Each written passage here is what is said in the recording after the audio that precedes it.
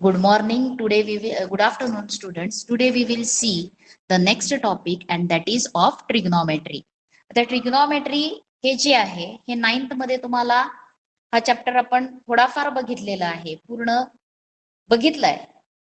आणि तो सुद्धा म्हणजे हे ऍप्लिकेशन्स कुठे कुठे आहे, ट्रिग्नॉमेट्री कुठे यूज केलं जातं, तर ट्रिग्नॉमेट्रिकल रेशियोज जे आहेत ते राईट अँगल ट्रायंगल साठी यूज होणार आहेत. कशासाठी यूज होणार आहेत? जर ट्रायंगल हा कसा असायला पाहिजे, राईट अँगल ट्रायंगल, तिथे ते यूज होणार आहेत. आता ट्रिग्नॉमेट्री मध्ये ट्रिग्नॉमेट्रिकल रेशियोज आहेत, ते रेशियोज आपण लास्ट इयर मध्ये बघितलेले आहेत. लक्षात आलंय? तर मग ते कोणते कोणते रेशियोज आहेत ट्रिग्नॉमेट्रिकल रेशियोज? तर त्याच्यामध्ये साइन रेशियो आहे, टॅन रेशियो आहे, कॉस आहे, साइनचा इनव्हर्स, कोसाइन आहे, कॉसचा इनव्हर्स, सेक आहे, टॅनचा इनव्हर्स, कॉट आहे. हे आहेत डिफरंट ट्रिग्नॉमेट्रिक रेशियोज. आता जर ट्रायंगल राईट अँगल ट्रायंगल असेल तर राईट अँगल ट्रायंगल मध्ये बघा, अँगल बी इथं 90 डिग्रीज आहे, मग साइड एसी ला काय म्हणता येणार आहे? हायपोटेनस. साइड एसी ला काय म्हणता येणार आहे? हायपोटेनस. आता अँगल सी च्या अपोजिट साइड कोणती आहे? तर साइड ए बी. आणि अँगल बी च्या ए च्या अपोजिट साइड कोणती आहे? तर साइड बी सी. आता इंग्लिश मध्ये अपोजिट साइड म्हणजे मराठीमध्ये काय म्हणायचं? त्या कोणाच्या समोरील बाजू. मग अँगल बी 90 डिग्रीज आहे, 90 डिग्रीजच्या समोरच्या बाजूला आपण काय म्हणतो? हायपोटेनस. कळलेलं आहे? मग आपल्याला तुम्ही हे थोडंफार बघितलेलं आहे ट्रिग्नॉमेट्रिक रेशियोज. नंतर आता आपल्याला फक्त काय बघायचंय, दोन ट्रायंगल्स इथं काय दिलेले आहेत? Two triangles are, triangle A B C and triangle P Q R. How are they? They are similar. आता दोन ट्रायंगल्स सिमिलर असतील तर करस्पॉन्डिंग साइड्सचे रेशियोज काय असतात? इक्वल, प्रपोर्शन असतात. Corresponding sides are in proportion. आपण काय म्हणतो? प्रॉपर्टी आहे, if two triangles are similar then corresponding sides are in proportion. Corresponding sides are in proportion. मग याच्यामध्ये तिथं दोन ट्रायंगल्स तुम्हाला दिसतात. कोणते कोणते ट्रायंगल्स आहेत? तर triangle A B C and triangle P Q R. आता त्याच्यात ए बी सी, आता साइड्स जर बघितले आपण कोणते कोणते आहेत, ए बी ला करस्पॉन्डिंग साइड कोणती येणार आहे? ट्रायंगलचं नेम दिलंय त्याच्यावरनं, ए बी ला करस्पॉन्डिंग साइड कोणती आहे? P Q. बीसी ला करस्पॉन्डिंग साइड कोणती आहे? Q R. आणि एसी ला करस्पॉन्डिंग साइड कोणती आहे? P R. म्हणून A B upon P Q is equal to B C upon Q R is equal to A C upon P R. हे आपण स्टडी केलेलं आहे. आणि जर दोन ट्रायंगल्स सिमिलर असतील तर काय असतात? Corresponding angles are congruent. म्हणजेच angle A congruent to angle P, angle B congruent angle Q, angle C congruent angle R. This all we have studied. आता इथं आणखीन एक तुम्हाला एक्झाम्पल दिलेलं आहे बघा. इथं एक तुम्हाला क्रिसमस ट्री दाखवलेला आहे. आता ट्री जे आहे ते ग्राउंडला काय घेतलेलं आहे? परपॅन्डिक्युलर असणार आहे. ट्री जे आहे त्याच्यात बरोबर इथे एक स्टिक आहे, पोल आपण म्हणूयात किंवा स्टिक, ती ग्राउंड वरती कशी आहे? परपॅन्डिक्युलर. आता पी आर, ए सी हे काय असणार आहेत ते समजा.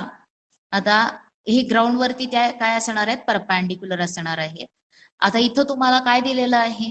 तर एकाच वेळेला झाडाची आणि ही जी काय स्टिक आहे यांची शॅडो मेजर केलेली आहे, लेंथ ऑफ शॅडो. आणि आता याच्यामध्ये क्यू आर ही सेगमेंट काय रिप्रेझेंट करणार आहे? Height of tree. त्याच्यानंतर बीसी काय रिप्रेझेंट करणार आहे? Height of stick. आणि आता पी आर ही जी सेगमेंट आहे ही काय रिप्रेझेंट करणार आहे? तर झाडाच्या सावलीची length. It is length of shadow, length of shadow of tree. P R ही सेगमेंट काय रिप्रेझेंट करणार आहे? Length of shadow of tree. आणि काय आहे? सेगमेंट पी आर, ती लेंथ पी आर. त्याच्यानंतर स्टिकची शॅडो कोणती सेगमेंट रिप्रेझेंट करणार आहे? तर सेगमेंट एसी काय रिप्रेझेंट करणार आहे? स्टिकची शॅडो. शॅडो म्हणजे सावली. आता ही एकाच वेळेला सावली मेजर केलेली आहे. ही आहे झाड आणि ही आहे स्टिक. मग या दोघांचीही लेंथ ऑफ शॅडो केव्हा मेजर केलेलं आहे? At the same time. एकाच वेळेला ते काय केलेले आहेत? मेजर केलेले आहेत.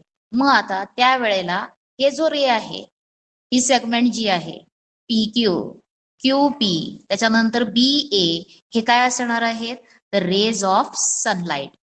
PQ आणखीन BC हे रेज ऑफ सनलाइट, आणि एका वेळेला आलेले रेज हे काय असणार आहेत, एकाच टाइमला सनचे रेज जे काही अर्थ वरती येणार आहेत ते कसे असणार आहेत, पॅरलल असणार आहेत. म्हणून PQ is parallel to AC AB, PQ is parallel to AB. म्हणून हे दोन ट्रायंगल्स काय असणार आहेत, सिमिलर असणार आहेत. कसे ट्रायंगल्स असणार आहेत, हे सिमिलर. का सिमिलर असणार आहेत आणि कोणत्या टेस्टनं सिमिलर असणार आहेत, तर याच्यामध्ये the rays of sun coming at the same time they are parallel.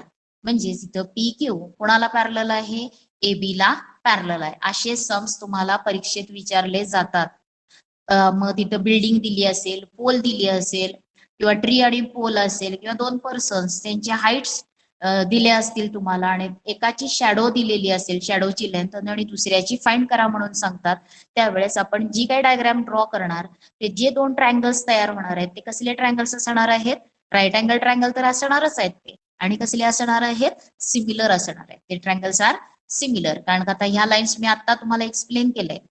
हे जे रेज आहेत, एकाच वेळेला सन पासून आलेले रेज हे काय असणार आहेत, पॅरलल, आणि हे काय रिप्रेझेंट करणार आहे, ग्राउंड सरफेस. म्हणून हे जे अँगल आहे, हा अँगल आणि हा अँगल काय असणार आहेत बघा.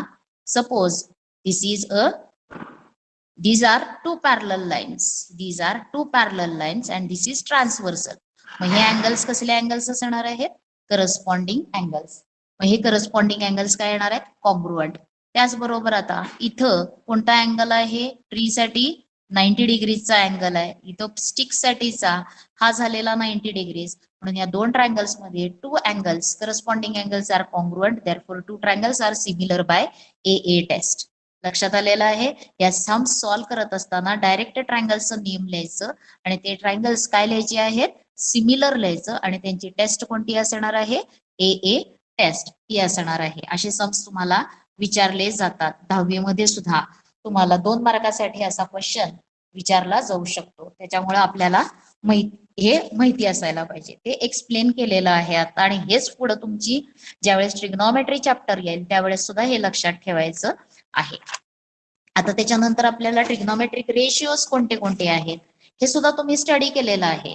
यू हॅव स्टडीड ऑल दिस. आता फर्स्ट ट्रिग्नॉमेट्रिक रेशिओ, त्याच्यासाठी आपल्याला काय काय माहिती असायला पाहिजे, तर राईट अँगल ट्रायंगल, त्याच्यामध्ये एक अँगल जर आपण कन्सिडर केला, एक अँगल ए कन्सिडर केला. आता या डायग्राम मध्ये कोणता अँगल बघायचा आपल्याला, अँगल ए. अँगल ए च्या अपोजिट साइड कोणती आहे, तर अपोजिट साइड आहे BC.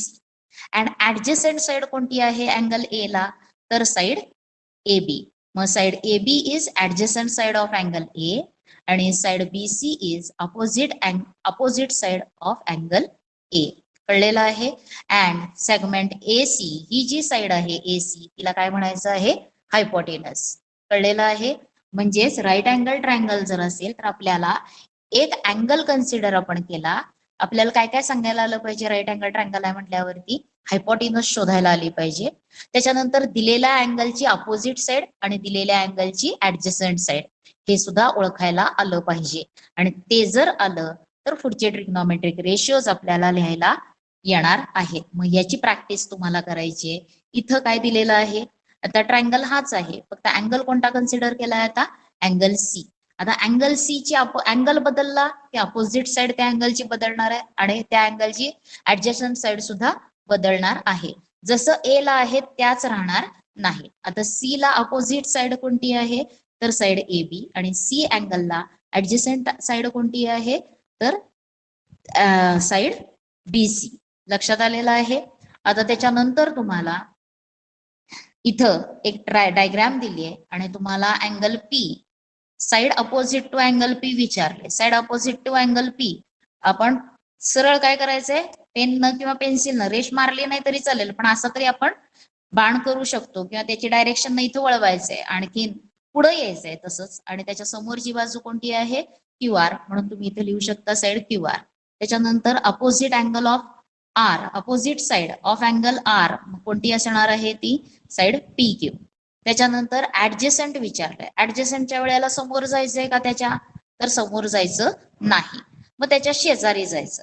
मग त्याच्या हा जर अँगल पी असेल तर त्याला ऍडजस्टंट साइड ही पण आहे ऍडजस्टंट साइड, पण ती काय आहे हायपोटेनस आहे, त्याला धरायचं नाही. फक्त ऍडजस्टंट साइड त्याची कोणती येणार आहे पी क्यू. कळलेलं आहे. त्याचबरोबर अँगल आर ची ऍडजस्टंट साइड कोणती असणार आहे क्यू आर. अँगल आर ची ऍडजस्टंट साइड कोणती आहे क्यू आर. अँगल आर ची समोरची बाजू आणि लगतची बाजू. कळले. आणि ही कोणती असणार आहे हायपोटेनस. आता ट्रिग्नोमेट्रिक रेशियोज जे आहेत ते trigonometric ratios they are of 3 types. Main 3 टाइप्सचे रेशियोज आपल्याला बघायचे. आणि पहिला रेशियो काय असणार आहे अपोजिट साइड अपॉन हायपोटेनस. ह्या रेशियोला काय म्हणतात ऍडजस्टंट साइड अपॉन हायपोटेनस हा रेशियो असेल, याला काय म्हणायचंय. आणि opposite side upon adjacent side यांचा रेशियोज हे पहिल्यांदा 3 बघायचे आणि मग त्यांचे काय बघायचे आहेत कॉन्व्हर्स. मग आता पहिला रेशियो काय आहे opposite side upon hypotenuse. Opposite side upon hypotenuse. बघा या ट्रायंगल मध्ये अपोजिट साइड आता कुठला घेतलेला आहे in triangle P Q R. Angle Q आहे 90 डिग्रीज. अँगल बी चा अपोजिट साइड कोणती आहे तर पी क्यू आणि हायपोटेनस कोणती आहे पी बी. म्हणून पी क्यू अपॉन पी बी म्हणजे काय येणार आहे पी क्यू ही कसली साइड आहे opposite side of angle B upon hypotenuse. त्याच्यानंतर या ट्रायंगल मध्ये घेतलेला आहे रेशियो हा दुसरा ट्रायंगल. आणि हे ट्रायंगल्स कसे आहेत तर हे ट्रायंगल्स सिमिलर आहेत. कुठल्या फिगर वरून ते घेतलेले आहेत तर इथं बघा ही डायग्राम. याच्यामध्ये हे अँगल्स जे आहेत ट्रायंगल्स जे आहेत B P Q D A C triangle BE F कसले अँगल्स आहेत हे ट्रायंगल्स आहेत तर ते सिमिलर ट्रायंगल्स आहेत. कसले ट्रायंगल्स आहेत ते सिमिलर ट्रायंगल्स. प्रत्येक 2 ट्रायंगल मध्ये एक अँगल 90 डिग्री आणि एक angle common. 2 triangles are similar by A test. म्हणून ट्रायंगल कोणता कन्सिडर केलेला आहे पी क्यू बी आणि ए सी बी. इथं दोन्ही पुढच्या पेज वरती दोन्ही सेपरेट ड्रॉ केलेले आहेत. दोन्ही कसे ड्रॉ केलेत ते सेपरेट ड्रॉ केलेत. आणि तिथं तुम्हाला अपोजिट साइड अपॉन हायपोटेनसचा रेशियो घेतला. म्हणजेच P Q upon P B and A C upon A B. A C upon A B. आता जर ट्रायंगल्स सिमिलर असतील तर हे रेशियोज काय असणार आहेत इक्वल. काय म्हणता येणार आहेत ट्रायंगल्स सिमिलर आहेत म्हणून हे रेशियोज करस्पॉन्डिंग साइडचे रेशियोज इक्वल लिहिता येतात. म्हणून opposite side of angle B upon hypotenuse हा रेशियो आपल्याला 2 ट्रायंगल्स जर असे सिमिलर असतील तर हा रेशियो काय येणार आहे सेम येणार आहे. आणि या रेशियोला काय म्हटलेलं आहे sine ratio of angle B. Sine ratio of angle B त्याला म्हटलेलं आहे म्हणून त्याला म्हणायचंय साइन बी. काय म्हटलंय त्याला साइन बी. आणि साइन रेशियो कसा लिहिणार आहे साइन रेशियोची डेफिनेशन काय आहे तर sine of angle B is equal to तुम्हाला काय लिहिता येतं sine of angle B is equal to काय लिहिणार तर opposite side of angle B upon काय लिहिता येणार आहे हायपोटेनस. कळलंय. ही झाली sine of angle B. Sine B साइनची डेफिनेशन काय असते कोणाचा रेशियो आहे साइन रेशियो म्हणजे अपोजिट साइड टू हायपोटेनस. कळलंय. त्याच्यानंतर कोसाइन रेशियो काय असतो तर कोसाइन रेशियो हा ऍडजसंट साइड टू हायपोटेनस हा रेशियो असतो. Adjacent side upon hypotenuse. तसंच या ट्रायंगल मध्ये रेशियो घेतलेला आहे ऍडजसंट साइड अपॉन हायपोटेनसचा. या ट्रायंगल मध्ये सुद्धा ऍडजसंट साइड अपॉन हायपोटेनसचा रेशियो घेतलाय. 2 ट्रायंगल्स सिमिलर आहेत म्हणून B Q upon P B equal to काय असणार आहे बी सी अपॉन ए बी. म्हणून ह्या रेशियोला काय म्हटलेलं आहे कोसाइन रेशियो म्हणून. आणि हा कुठल्या अँगलचा आहे cosine ratio of angle B. दोन्हीकडे अँगल बी कॉमन आहे म्हणून cos of angle B is equal to काय लिहिता येतं ऍडजसंट साइड. काय आहे कसली साइड आहे तर ऍडजसंट साइड. कुणाची ऍडजसंट साइड आहे तर adjacent side of angle B upon काय येणार आहे हायपोटेनस हा असणार आहे कॉस. आणि आता त्याच्यानंतर तुम्हाला टॅन रेशियो विचारलेला आहे. आता म्हणजे टॅन रेशियो म्हणजे काय असणार आहे तर opposite side upon adjacent side यांचा जो रेशियो आहे त्याला काय म्हटलेलं आहे tan ratio. The ratio of opposite side to adjacent side, एका अँगलची अपोजिट साइड अपॉन त्याच अँगलची ऍडजस्टंट साइड यांच्या रेशिओला काय म्हटलेलं आहे, टॅन. म्हणून tan B is equal to काय येणार आहे फॉर्म्युल्यावरून, tan of angle B is equal to opposite side of angle B upon काय लिहिणार आहात, adjacent side of angle A, sorry of angle B, B तोच राहणार आहे.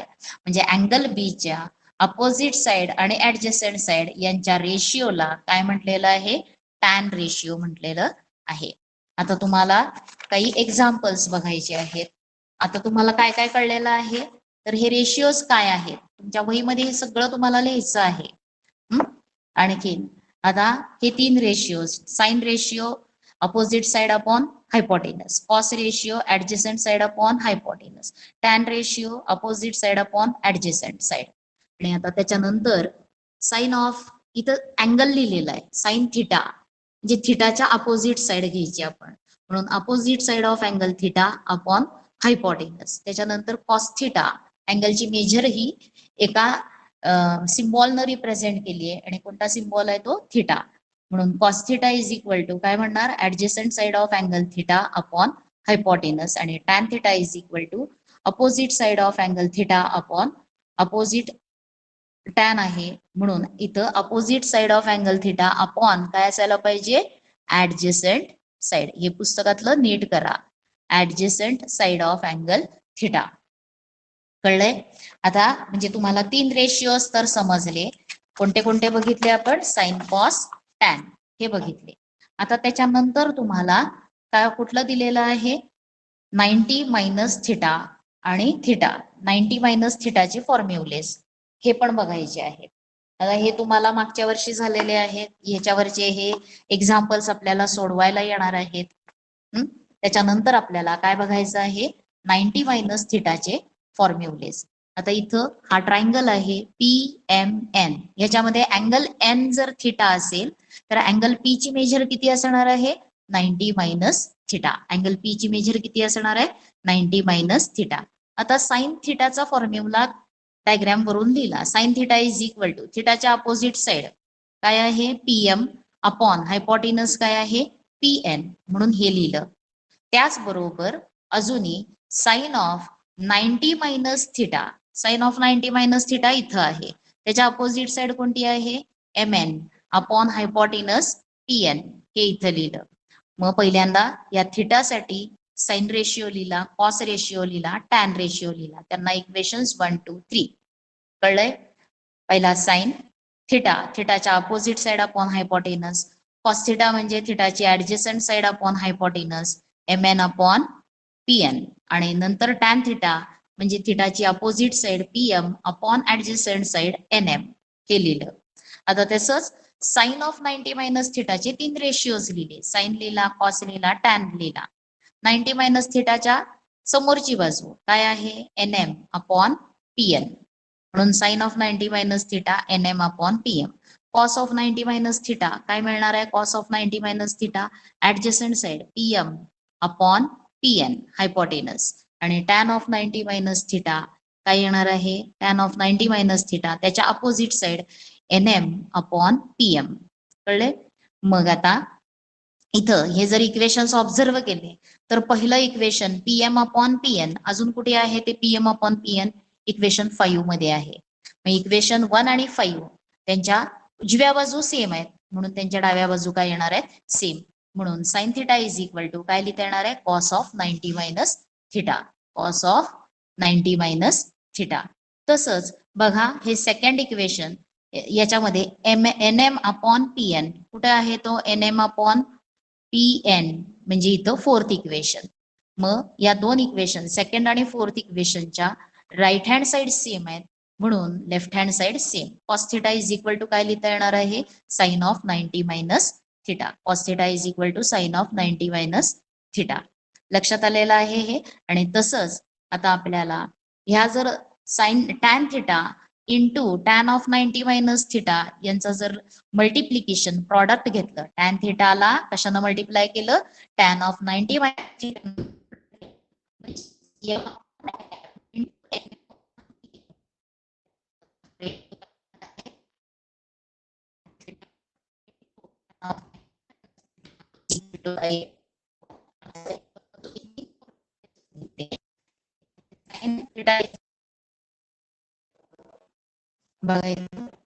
आपण तीन फॉर्म्युलेट्स बघितले. sin theta is equal to cos of minus theta, cos theta is equal to sin of 90 minus theta, tan theta into tan of 90 minus theta म्हणजे sin theta upon theta जे ratio यांचं आपण बघितलं cos theta चा ratio घेतला आणि इथं numerator denominator reciprocal multiply केलं तर काय मिळणार आणि pm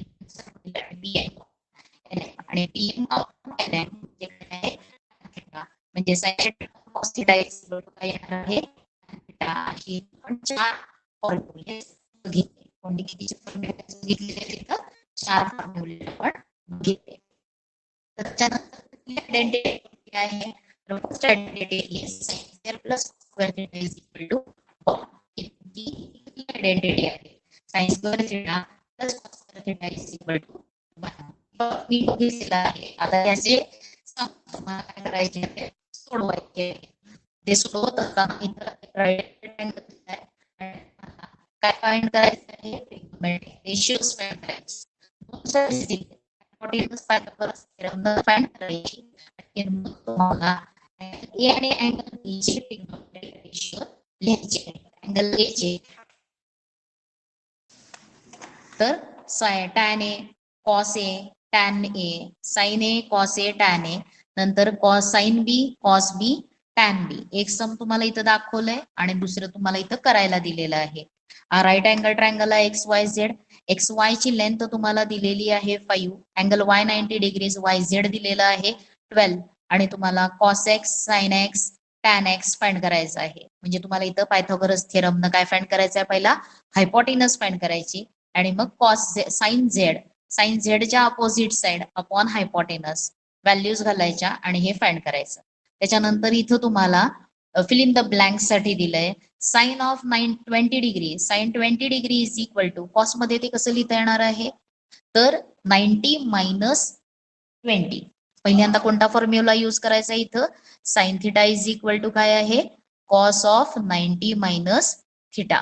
मग आता इथं साइन काय दिलेलं आहे थिटाची व्हॅल्यू काय आहे 20 म्हणून इथं काय लिहायचं कॉस ऑफ 90 मायनस 20 म्हणजे किती येणार आहे ते कॉस ऑफ 90 मधून 20 गेले राहिले किती 70 म्हणून साइन 20 इज इक्वल टू काय असणार आहे कॉस 70 डिग्रीज. हे फाइंड करायचं आणि मग इथं लिहायचं. कळले डायरेक्ट लगेच लिहायचं नाही. tan 30 इंटू काय असणार आहे tan of 90 minus 30 is equal to 1 आणि 90 मायनस 30 किती येतं 90 मधून 30 गेले येणार आहे 60. मग tan 30 into tan 60 is equal to 1 आणि cos 40 is equal to cos हे साइन मध्ये एक्सप्रेस करायचंय मग काय आहे cos theta is equal to sine of 90 minus theta. म्हणून तुम्हाला इथं थिटाची व्हॅल्यू काय आहे 40 म्हणून cos 40 degree is equal to sine of 90 minus 40 आणि 90 मायनस 40 किती येत असतं 50 म्हणून cos 40 is equal to sine 50. कळलेला आहे. हा मी सेंड करते तुम्हाला मग त्यावेळेस तुम्हाला हा जो काही 43 डेज साठी जो काही वर्क आहे तुमची ऍक्टिव्हिटी आहे ती कंप्लीट करा आणि जे काय झालेलं आहे ते स्टडी करा. उद्याच्या ह्याच्यामध्ये आपण ट्रिग्नॉमेट्रिक रेशियोज म्हणजे डिफरंट अँगल साठी काय व्हॅल्यूज आहेत साइन कॉस टॅनच्या ते बघूयात.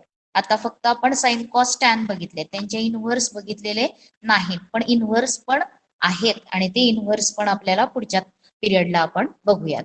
Now so I will stop here.